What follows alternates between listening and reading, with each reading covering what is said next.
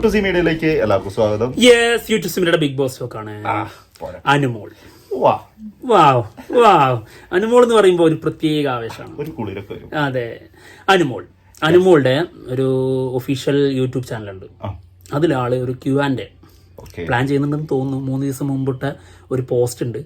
അതിൽ ആള് ചോദിച്ചിരിക്കുന്നത്, നിങ്ങൾക്ക് എന്നോട് എന്തും ചോദിക്കും, ഒരു 5 ലക്ഷം രൂപ വരുമോ? എന്തും ചോദിക്കാന്ന് പറഞ്ഞാൽ പിന്നെ നമുക്ക് ചോദിക്കണേ. ശരിയാട്ടോ, അല്ല നിങ്ങൾക്ക് ചോദിക്കാന്നേ ഉള്ളൂ, തരണോ വേണ്ടെന്നുള്ളത് ഞാൻ തീരുമാനിക്കുന്നു. അത് ഇതിലില്ലല്ലോ. അത് സത്യം. ചോദ്യം നിങ്ങൾ എന്തായാലും ചോദിച്ചോ, തരണോ വേണ്ടെന്ന് ഞാൻ തീരുമാനിക്കും, അത്രേ ഉള്ളൂ. അതൊരു സത്യമായിട്ടുള്ള കാര്യം. ഓക്കെ, ഇനിയിപ്പോ ആൾക്ക് ഒരുപാട് ചോദ്യങ്ങൾ വന്നിട്ടുണ്ടാവും ഇതിന് താഴെ. അപ്പൊ ആ ചോദ്യങ്ങളൊക്കെ ഒന്ന് നോക്കുക, രസമായിട്ട് അതിനെ കുറിച്ചൊന്ന് സംസാരിക്കുക എന്നുള്ളതാണ്. നല്ല രസകരമായ ചോദ്യങ്ങൾ ഉണ്ടെങ്കിൽ നമുക്ക് മറുപടി കൊടുക്കാം. അതെ അതെ. നീ എന്തെങ്കിലും ചോദിക്കാനുണ്ട്, നീ ആഗ്രഹിക്കുന്ന എന്തെങ്കിലും ചോദ്യം ഉണ്ടെങ്കിൽ നീ അനുമോളോട് ചോദിക്കുകയാണെങ്കിൽ ഇപ്പം ചോദിക്കാളെ ചോദിച്ചു കഴിഞ്ഞല്ലോ. 5 ലക്ഷം രൂപ അതല്ലാതെ ഇനി വേറെ എന്തെങ്കിലും ചോദ്യം ഒന്നില്ലെങ്കിൽ എത്ര PR കേട്ടതാടേ. അത് ശരി കേട്ടോ. അതിനൊക്കെ അനുസരിച്ച് ഇപ്പൊ ചോദിക്കുകയാണെങ്കിൽ ഇതൊക്കെ തന്നെ ചോദിക്കേണ്ടത്. അങ്ങനെയാണെങ്കിൽ അനുമോളെ ഭാഗത്ത് ചിന്തിച്ചു നോക്ക്, ഒരുപാട് ആൾക്കാർക്ക് PR വിളി കേൾക്കുന്നുണ്ട്. അപ്പൊ അവർക്കൊക്കെ കൊടുക്കാനൊക്കെ ആണെങ്കിൽ എത്ര കൊടുക്കണം? അടുത്ത ലോൺ എടുക്കേണ്ടി വരും. ലോൺ അടയ്ക്കാൻ വേണ്ടിയിട്ടാണ് മറ്റേ ബിഗ് ബോസിൽ പോയത്. അടുത്ത ലോൺ എടുത്തിട്ട് വേണം PR എന്ന് പറഞ്ഞ ആൾക്കാർക്ക് കൊടുക്കണമെങ്കിൽ. എന്താണെങ്കിലും ഞാൻ ചോദിക്കും, എങ്ങനെ സാധിക്കുന്നു എന്ന് ചോദിക്കും. കാരണം എന്ത് ഇങ്ങനെ നെഗറ്റീവുകളൊക്കെ ഒരുപാട് കേട്ടിട്ടേ ഈ തളർന്നു പോവാണ്ട് പിടിച്ചു നിൽക്കാന്ന് ഫുൾ പോസിറ്റീവായിട്ട് നിൽക്കുന്ന ഒരു നൃത്തം ഉണ്ടല്ലോ, അത് ചോദിക്കും ഞാൻ. അത് ശരി കേട്ടോ, ഉറപ്പായിട്ടും ചോദിക്കും. ഞാനാണെങ്കിൽ എന്താ ചോദിക്കാൻ അറിയാം, എനിക്കറിയേണ്ടത് അതായത് പാട്ടഗേൾസ് ഇല്ലേ, അവര് വീണ്ടും ഒരുമിക്കുവോ, ആദില നൂറ ഇവർക്ക് അതിനകത്ത് ഒരു തെറ്റിദ്ധാരണയൊക്കെ വന്നു, ഗെയിമിൻ്റെ ഭാഗമായിട്ട് അങ്ങനെയൊക്കെ കാണുമോ, അല്ലെങ്കിൽ അത് വളരെ സീരിയസ് ആയിട്ട്. ഇപ്പോൾ അത് അനുഭവിച്ചത് അനുമോളാണല്ലോ, അപ്പോൾ അതുകൊണ്ട് അനുമോൾ അത് വിശ്വസിക്കണോ വേണ്ടെന്നുള്ളത് അനുമോൾക്കറിയാം. അപ്പോൾ അത് വെച്ച് ഇത് വിശ്വസിക്കുകയോ ഇല്ലയോ ഇതൊന്നും അറിയാനുള്ള ഒരാഗ്രഹമുണ്ട്. അതിനുള്ള ഉത്തരം ഞാൻ പറഞ്ഞുതരാം, വിശ്വസിക്കൂല. ഇനി മറ്റൊന്നും കൂടി ഒരു ഉപദേശം കൂടി അതിൻ്റെ കൂടെ കൊടുക്കാനുണ്ട്. അതായത് സമയം കൊടുത്തിട്ട് വേണം എന്ത് ചെയ്യാൻ. ഇതിപ്പോൾ നിങ്ങൾ ക്ഷമിക്കാനും അല്ലെങ്കിൽ ഒരുമിച്ച് പോകാനും അങ്ങനെ തീരുമാനം തന്നെ ഉണ്ടെങ്കിൽ തീർച്ചയായും സമയം കൊടുക്കണം. അതുവരെ നോക്കട്ടെ എന്നൊന്നും പറയരുത്. കുറച്ച് കഴിഞ്ഞതിന് ശേഷം മാത്രമേ ഈ ഒരു കാര്യത്തിലേക്ക് തീരുമാനം ഉണ്ടാക്കാൻ പറ്റുള്ളൂ. കാരണം എന്താ അറിയോ, ഇവരുടെ തനിക്കോണം പുറത്ത് ഇനി വരാനുണ്ടാവും. അത് അല്ല, അതിനകത്തല്ലാതെ ഇപ്പോ അനുമോള് വരും എന്നുള്ള പ്രതീക്ഷയോടെ ആയിരിക്കും നിൽക്കുന്നത്. അതുകൊണ്ട് ഇവര് വാതുറക്കൂല. അത് ശരിയാണ്. കിട്ടിയ അവസരത്തില് ഇവരുടെ തനിക്കോണം കാണിക്കുന്ന ഒരു പരിപാടി വരുമോ എന്നറിയാൻ കുറച്ച് സമയം നിൽക്കണം. അതായത് അങ്ങനെ വരുന്നില്ലെങ്കിൽ മാത്രം കൂടെ ചേർക്കുക. അതായത് ഇപ്പൊ ആളങ്ങോട്ട് ചെന്നാൽ അല്ലെങ്കിൽ ആളവിടെ എത്തിക്കഴിഞ്ഞിട്ടുണ്ടെങ്കിൽ പെരുമാറേണ്ട ഒരു രീതിയൊക്കെ നേരത്തെ ആൾക്കാർ അവര് മനസ്സിലിങ്ങനെ കണക്കൂട്ടി വെച്ചിട്ടുണ്ടാവായിരിക്കാം. അതായത് അങ്ങനെയല്ല, അതായത് അനുമോള് വന്നേക്കാം എന്നുള്ളത് കൊണ്ട് തന്നെ അനുമോളുടെ നെഗറ്റീവ് ഒന്നും പറയാതെ അങ്ങനെ മുന്നോട്ട് പോകുന്നൊരവസ്ഥ. എന്നാൽ അങ്ങനെയല്ല, കുറച്ച് കഴിയുമ്പോൾ അനുമോള് വരുന്നില്ല, അനുമോള് ഇത് വിടാൻ ഉദ്ദേശമില്ല എന്നുള്ളൊരു മൈൻഡിലാണെങ്കിൽ തീർച്ചയായും ഇവരുടെ ഉള്ളിലുള്ള യഥാർത്ഥ സംഭവം എന്താണ്, അത് അനുമോളുടെ ഇഷ്ടമാണെങ്കിൽ അങ്ങനെ, നെഗറ്റീവാണെങ്കിൽ നെഗറ്റീവൊക്കെ പറഞ്ഞ് വരും.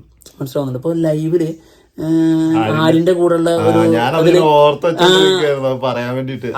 അത് പുറത്തു വരാൻ കാരണം എന്താ അറിയോ, ഇത്രയും ദിവസം ആയിട്ടും അനുമോളുടെ ഭാഗത്തുനിന്ന് ഒരു പോസിറ്റീവായിട്ടുള്ള ഒരു സംഭവം ഇതുവരെ ഉണ്ടായിട്ടില്ല. അപ്പൊ അതുകൊണ്ട് ഇവരിനി ആ പഴയ രീതിയിലേക്ക് പോകില്ല എന്നുള്ളൊരു തോന്നല് ആദിലയുടെ ഉള്ളിലേക്ക് വന്നു കഴിഞ്ഞാൽ ആദില എന്തായാലും തനിക്കോണം കാണിക്കും, ഉറപ്പായിട്ടും. അതിന്റെ സൂചനയാണ് അത്. നൂറ കാണിച്ചിട്ടില്ലെങ്കിൽ ആദില അവിടെ കാണിക്കും. അതിന്റെ സൂചന ലൈവിലുണ്ട്.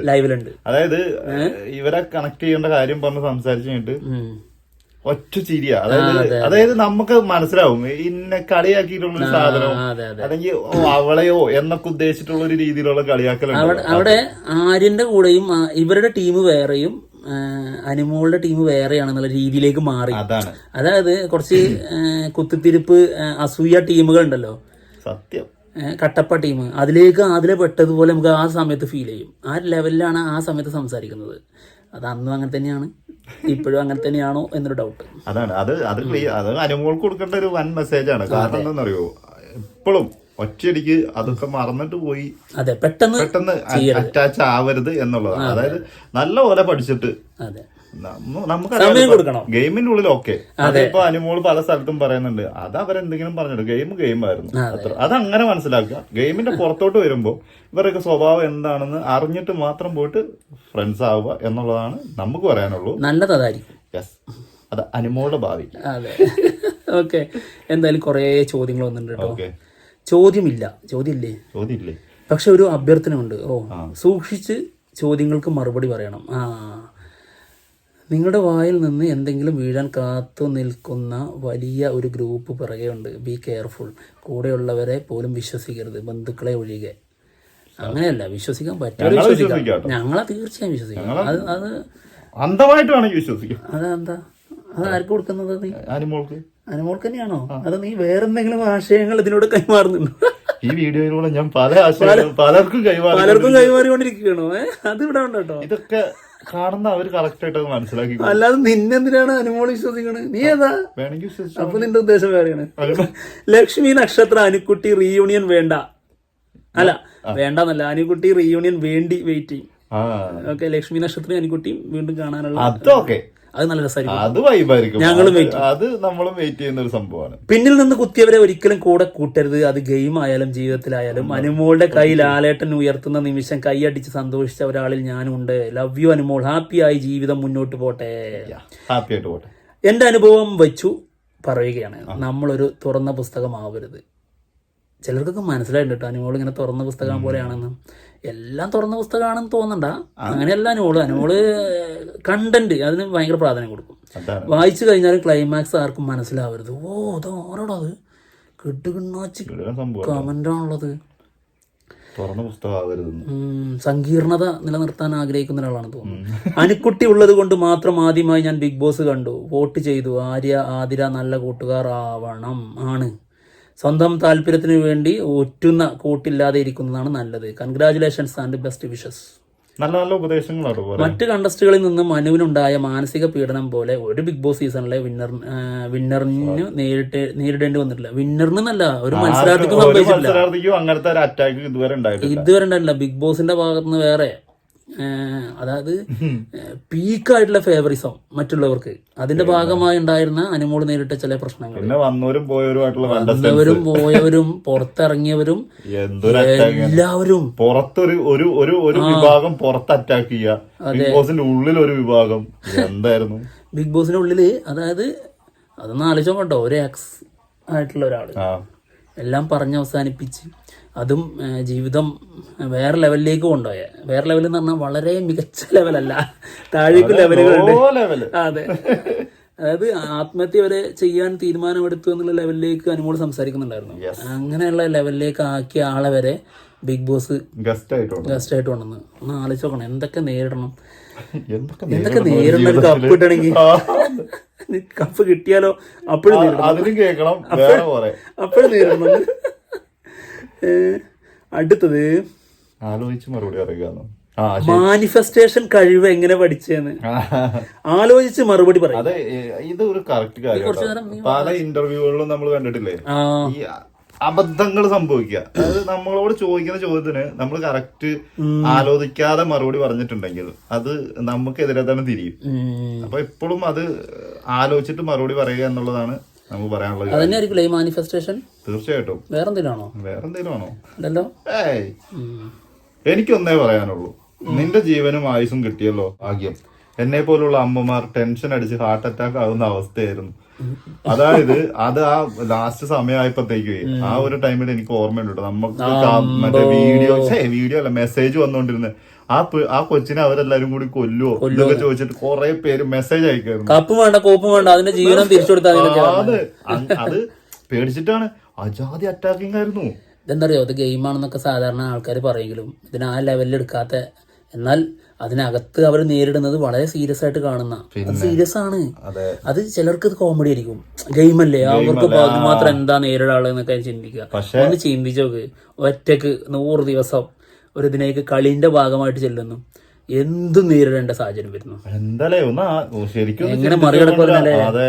അടുത്ത കമന്റ് ഇതാണ്, തളർത്താൻ നോക്കിയിട്ട് നടന്നില്ല, കരഞ്ഞു തളർന്ന് ഓടുമെന്ന് കരുതിയ ആ 25 പേരെ 100 ദിവസം നിന്ന് നേരിട്ട സിംഹക്കുട്ടിയോട് എന്ത് ചോദിക്കാൻ, എന്ത് പറയാൻ. Keep going with your positive attitude. Pauli's ആണ് കേട്ടോ, അടിപൊളി. അടുത്തത് ഇങ്ങോട്ട് എന്തെങ്കിലും പറയാനുണ്ടെങ്കിൽ പറഞ്ഞു.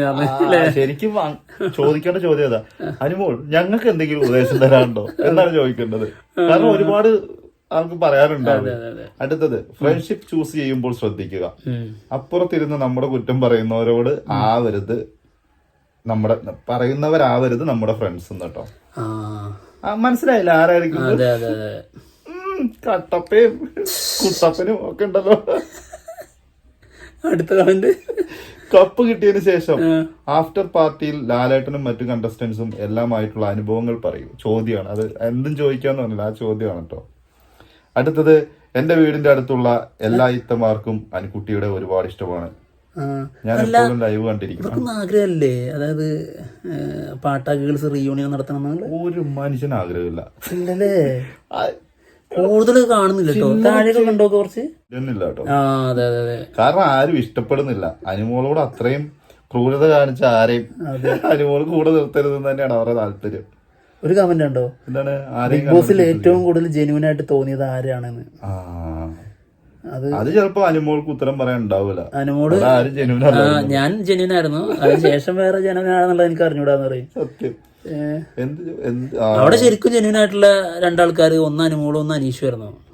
സത്യം. കുറച്ചൊക്കെ കള്ളങ്ങൾ ഇവര് പറഞ്ഞിട്ടുണ്ടെങ്കിലും ജെന്യൂൻ ആയിരുന്നു. എന്നാൽ പോലും പറഞ്ഞ കുറെ സംഭവങ്ങൾ മാറ്റിയിട്ടുണ്ടെങ്കിൽ ഒരു ജെന്യൂൻ ആയിട്ട് നിന്നിട്ടുള്ളത് അനീഷും അനുമോളും. അതായത് ആ രീതിയിൽ. പിന്നെ കുറച്ച് ഷാനവാസും ഏകദേശം. അതെ. പിന്നെ പുറത്തിറങ്ങി പിന്നെ നെവിനും ഉണ്ട് കേട്ടോ. ചോദിക്കുകയാണെങ്കിൽ എല്ലാരും ജെന്യൂൻ ആവോ? നല്ല കാര്യം ഉണ്ടായിരുന്നു, പറയാതെ പോയപ്പോഴായിരുന്നു. അല്ല, എന്താണെന്നറിയോ, അതായത് ഇവരുടേതൊക്കെ അങ്ങനെയാണ് ഫീൽ ചെയ്യുന്നത്. ഇപ്പോൾ അനീഷ് നമ്മൾ അപ്പോഴേ പറഞ്ഞില്ലേ, അനീഷൊക്കെ ജെന്യൂനാണ്, ഇങ്ങനെയൊക്കെ തന്നെയാണ്. അതായത് ലവ് പോലും ഇങ്ങനെയാണെന്ന് നമ്മൾ പറഞ്ഞില്ലേ, അത് സത്യമല്ലേ? ആളുടെ ഗെയിം സ്ട്രാറ്റജി എന്ന് പറഞ്ഞു നടന്നിട്ടുണ്ടായിരുന്നില്ലേ അനീഷിന്റെ ഫാൻസ്? അനീഷിന്റെ ഫസ്റ്റ് വീക്കത്തെ പെർഫോമൻസ് കണ്ടപ്പോ തന്നെ, ഫസ്റ്റ് വീക്ക് റിവ്യൂ ഇടുന്ന സമയത്ത് ഞങ്ങൾ പറഞ്ഞിട്ടുണ്ടായിരുന്നു അനീഷ് പുറത്തും ഇങ്ങനെ തന്നെ ആയിരിക്കും. കാരണം അയാളുടെ കാണിക്കുന്നത് കാണുമ്പോൾ നമുക്ക് മനസ്സിലാവും അഭിനയിക്കുന്ന ഒരു സംഭവത്തിന്റെയും ഇതൊക്കെ കുറച്ചു നേരം ഉണ്ടാവുള്ളൂ ഈ സാധനങ്ങളൊക്കെ. ഉദാഹരണം പറയാം, ഇപ്പൊ അലിൻ ജോസ് പെരേര പെരുമാറുന്ന രീതി എന്താണെന്ന് നമുക്കറിയാം, ആള് സംസാരിക്കുന്ന രീതി എങ്ങനെയാണെന്ന് അറിയാം. ഓക്കെ, ഇപ്പോൾ അലിൻ ജോസ് പെരേര പറയാണ് ഇതൊക്കെ എൻ്റെ ആക്ടിങ് ആണ്, ഞാൻ ഇങ്ങനെ അല്ല ഒറിജിനലായിട്ട് എന്ന് പറയാന്ന് കരുത്. അപ്പൊ അവളോട് പറയാണ് നിങ്ങളുടെ ഒറിജിനൽ ഒന്ന് കാണിച്ചതാ. എങ്ങനെ കാണിച്ചു തരും? ഇതല്ലാതെ വേറെ എന്തെങ്കിലും കാണിച്ച, അതായത് വേറെ ഉണ്ടെങ്കിലേ അത് കാണിച്ചു തരുള്ളൂ. അതുപോലെ തന്നെ അതിനകത്ത് അനീഷ് എന്താണെന്ന് ഫീൽ ചെയ്ത സാധനം പുറത്തും ആൾ ഇങ്ങനെയൊക്കെ തന്നെ ആയിരിക്കും. ആ സാധനം തന്നെയാണ് അതിനകത്ത് വന്നിട്ടുള്ളത്. ലവിന്റെ സമയത്ത് പോലും നമ്മൾ പറഞ്ഞെന്താ അത് ഒറിജിനൽ ആണെന്ന്. ആൾക്കത് അനുമോള് യെസ് പറയും എന്നുള്ള വിശ്വാസത്തോടെ തന്നെയാണ് ആ ചോദിച്ചിരിക്കുന്നത് എന്നുള്ളത് നമ്മൾ പറഞ്ഞിട്ടുണ്ടായിരുന്നല്ലോ.